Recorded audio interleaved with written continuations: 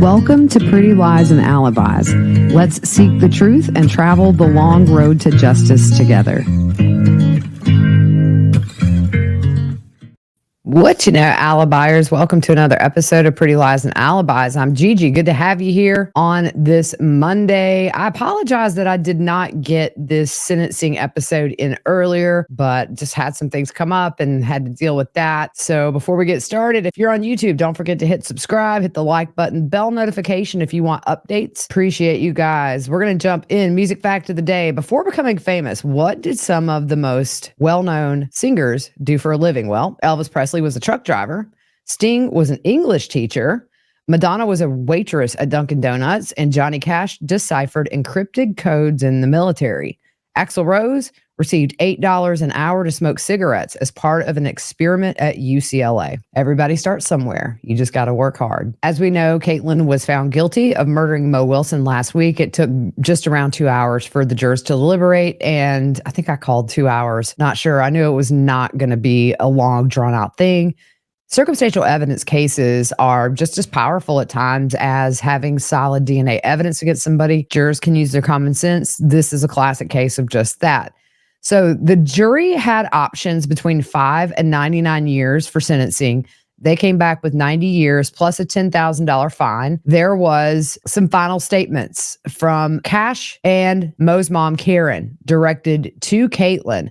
I want to go through those today. This is not going to be a long episode at all. It was pretty brief, but I want to do this in a standalone episode. I like to finish out my cases with the sentencing, even if it's short, in one episode. Here's what I'm planning to do for tomorrow. If you're interested in what the transition will be like for Kaitlin moving from jail to prison, I have a series, Jail to Prison. It's in a playlist by itself. I'll link that in the description.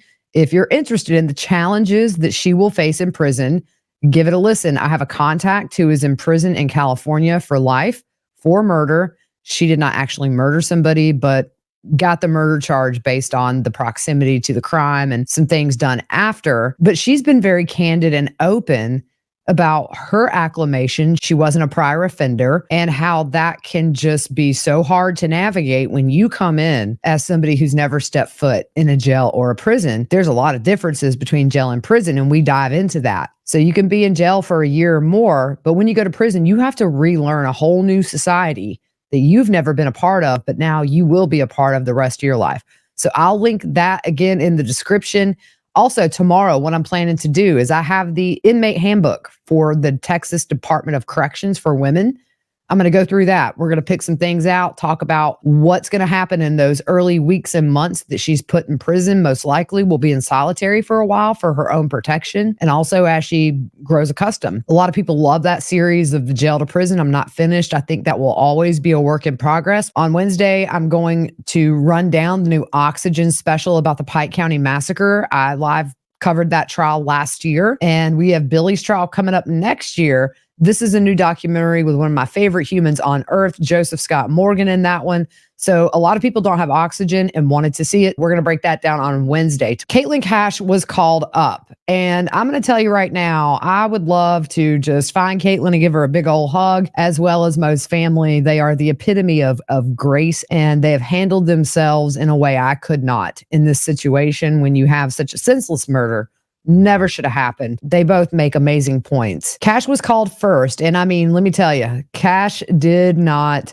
shy away from making eye contact with Kaitlin. Whether or not that was reciprocated, I don't know. But this was Cash's moment to talk directly to Kaitlin, as it was Karen's, which is Mo's mom. Cash said, "Kaitlin, I fought for Mo with everything I had that night. From the moment I got home and started doing chest compressions, which was the longest 10 minutes of my life. I remember feeling so relieved when the police arrived that help was finally there. People who really knew what they were doing, who could really help her. I fought for her afterwards when I was pulled away from my home by police and taken downstairs. I initially refused to go to the police station that night because I didn't want her to be alone. In one of the body cam videos, I say, I can't leave her. I'm the only one she has here. I couldn't understand why they weren't bringing her downstairs to the ambulance so they could rush her to the hospital. I asked one of the officers why they weren't bringing her down, and that's when he told me, unfortunately, she didn't make it. It was the first moment that night that I realized there was no coming back from this. I thought as soon as she was taken to the hospital, she would be okay. It never crossed my mind in the chaos of that night she would not be alive, that she would die, and that she was already dead when I arrived home. I was questioned for 3 hours that night. They finally let me wash the blood off of my hands in the police station bathroom. I'll never forget that moment in the bathroom, watching that sink turn red and wanting to put it back on my hands, because it was the only thing I had left of her. Your actions caused that pain. I remember waking up a few hours later in my dad's bed with my sister and realizing it wasn't a dream, that it was all real. I'd asked the detective over and over again the previous night when and how they were going to notify Mo's family. For what felt like an eternity, the next morning, I waited for her mom and dad to call me. Finally, Karen called me, and it was the hardest phone call of my life. She was wailing and screaming and wasn't speaking words at first. It was raw and natural. It was the vocalization of grief. Her world had stopped. She was confused and in disbelief. She kept saying over and over again, who would ever want to hurt my baby? Her mom asked me if I thought she had been raped. I told her no. She asked me if I thought it was quick. And I said, yes, I thought it was quick. At no point in my life did I think I would ever have to tell someone's mother that I thought their daughter's death was quick. Your actions caused that pain. I watched Karen sink to the floor in her kitchen because she was sobbing so hard and could no longer stand. I've watched her experience her first Mother's Day without her daughter, surrounded by wildflowers and her children's friends. I've watched her put lights and pumpkins on Mo's gravesite. I've watched her ride her bike and pedal harder because that's what Mo would have wanted. I watched her in the darkest days not be able to get out of bed because she had nothing left. I watched her grieve for her daughter, who she will never get to see grow up anymore, get married, skyrocket in her career, inspire others further, have children. I've seen her open her heart to others through this loss and share her vulnerability and deep well of wisdom. I've seen her sit in this courtroom every single day with her head held high and bear witness to what happened to her incredible daughter. I sat with her if she visited my house for the first time and laid on the floor of the bathroom in a fetal position, stroking the ground, sobbing and crying out loud about how much she missed her. She turned onto her back and laid right where Mo had laid and taken her final breath. And my God, does Karen and Mo look exactly alike. I've watched her become friends with all of my friends and celebrate their accomplishments. I've watched her continue to be the best mother, even though I can't imagine how painful the days must feel. I've watched her smile and laugh and still somehow find joy in her life. I've witnessed her strength through all of this, and I've been inspired by her daily in this slog that we call life. Recently, it's been exhausting, showing up every day here in court, listening, watching, reliving every moment from so many different angles. It feels so real all over again. I go home every night to my house after watching video after video of it all day here, and there's Mo's ashes sitting on my bedside table waiting for me. I'm struck by how much this has affected so many people. I watched your parents in court every day, not once smiling or interacting with anyone, just waiting to see what happens to their daughter. I've watched my own dad struggle to look at the videos and the audio throughout the trial. I've seen Colin take the stand, unable to even sit fully upright as he answered question after question about the innermost pieces of his life, a man whose life has been turned upside down by this tragedy. The ripple effect is almost incomprehensible. It's also unbelievably sad and painful any way you look at it. So many people in this room have lost so much, and it's incredibly difficult to understand how. It's so difficult to understand someone's life, how they lived, what they meant to others. Words feel completely inadequate right now, and they probably always will. How do you distill a life? The more I think on that question, the more I have to look at those people around me that were impacted so deeply by Mo. I'll forever be honored to have known her, to have held her as a close friend, both in life and in death. And I'll always continue seeking out ways to honor her legacy. We have to live bigger, more fully, with more vulnerability and open hearts for her.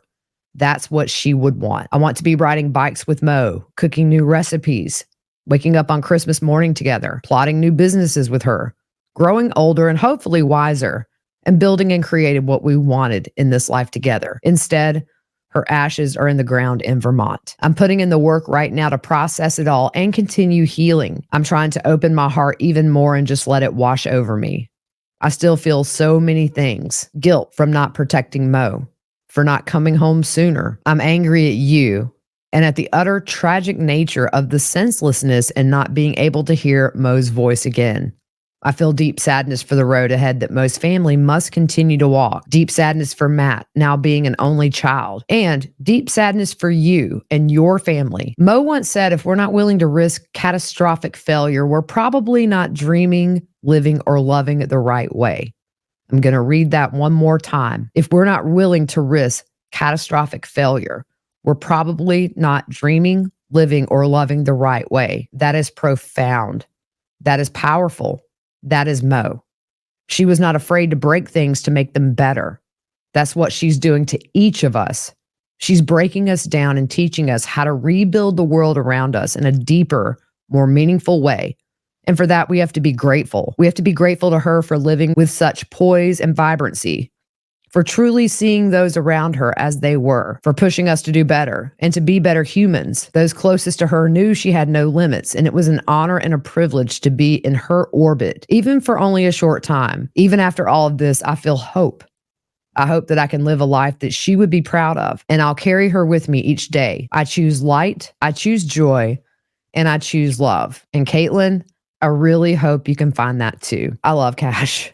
I mean, really, just how beautiful and poised and an honor to her friend while still hitting the tragedy of all this. And I think one thing that I do want to say, I know I've taken a couple of swipes at Colin here and there. And at the end of the day, Colin never, ever meant or expected or even fathomed that Kaitlin would ever hurt Mo, much less kill her. On top of that, Colin's lost his career. And then shortly after the murder, a lot of sponsors cut ties with him. So I totally wish Colin peace. It's a heavy load that he's been dealt. Moving on to Mo's beautiful mom, Karen Wilson. She starts by saying, first, I want to say thank you, Your Honor, for giving us this opportunity. It really means a lot. Kaitlin Armstrong, I'm not sure if my words can penetrate your heart, but I'm going to try.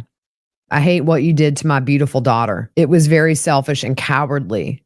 That violent act on May 11th, it was cowardly because you never chose to face her woman to woman in a civil conversation. She would have listened. She was an amazing listener. She would have cared about your feelings. She was a caring, empathetic person. If you allowed yourself to actually know her, you would never, ever would have wanted to hurt her. This would never have happened. You and Colin could have had a beautiful life together. You destroyed that. You ruined your life, your family's lives, and crushed the hearts of so many more when you shot Mariah in the heart. When you shot Mariah in the heart, you shot me in my heart. You shot Eric and Matt in their hearts. You shot Mariah's cousins and aunts and uncles and all the people who loved her, pierced their hearts. You will have to live with your choices and its consequences, just like all of us do on this planet, because you're a human being created in the image of God. I pray for your healing. The only way that can begin is to admit your guilt, own your actions, and seek forgiveness, not just from us, but most importantly from your Creator. Jesus is your very best friend. He is the one who can cover the sin because he is the only righteous one who suffered on our behalf, sacrificing his body on a cross. For our sake only, you can choose to cry out to him and be redeemed. He can melt your heart of stone with his unconditional love, mercy, and grace. It's up to you. In this story, your actions have caused all sides to suffer. There's a ripple effect, sorrow upon sorrow upon sorrow. Mariah is free of the sorrow, though she is more alive today than any of us here. Mariah is in the presence of God's pure light and love, and nothing can ever hurt her again. You killed her earthly body, but her spirit is so very much alive, and you can never change that. I'm confident in my hope. That's what I named my new puppy. I'm so confident in that hope of spending eternity with her and our loving Creator who made this vast and beautiful universe. So that was it. Those were the two speakers, 90 years. I checked. She has not been transported. Sometimes it takes a week or two to get all the paperwork and the transfer. And look, with the runner there, they're probably going to triple check to make sure they have precautions in place because she's got nothing to lose now. They need to make sure she don't put up any posters in her cell either because she will go Shawshank. Just absolutely have been touched by Mo's story.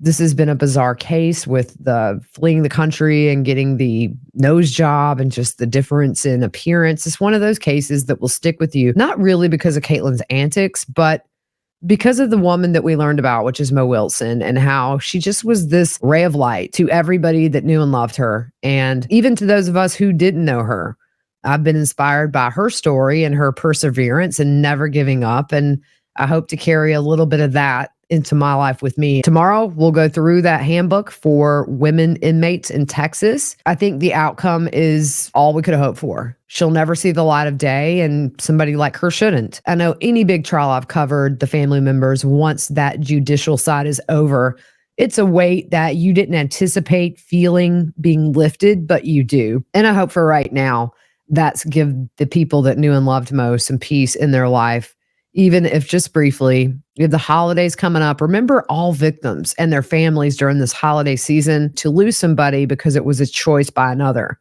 is something I hope none of us ever have to experience. I do know some of my listeners have. Send some love and light out into the world for the family and loved ones of all victims this year who are missing somebody at their table. All right, guys, that's it. We'll see you tomorrow for a new episode. I hope you have a great rest of your evening. We'll see you soon.